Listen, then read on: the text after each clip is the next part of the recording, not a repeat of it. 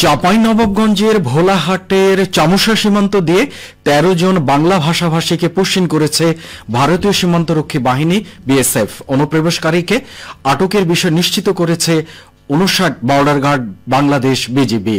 আজ ভোর রাতের দিকে ১৩ জনকে ভারতীয় ১১৯ ব্যাটালিয়ন কাঞ্চাটার বিএসএফ ক্যাম্পের সদস্যরা বাংলাদেশের অভ্যন্তরে পুশিন করে। পরে বিজিবির মহানন্দা চাঁদ শিকারী বিওপির টহল দল তাদেরকে আন্তর্জাতিক সীমারেখা হতে ৮০০ গজ বাংলাদেশের অভ্যন্তরে আটক করে।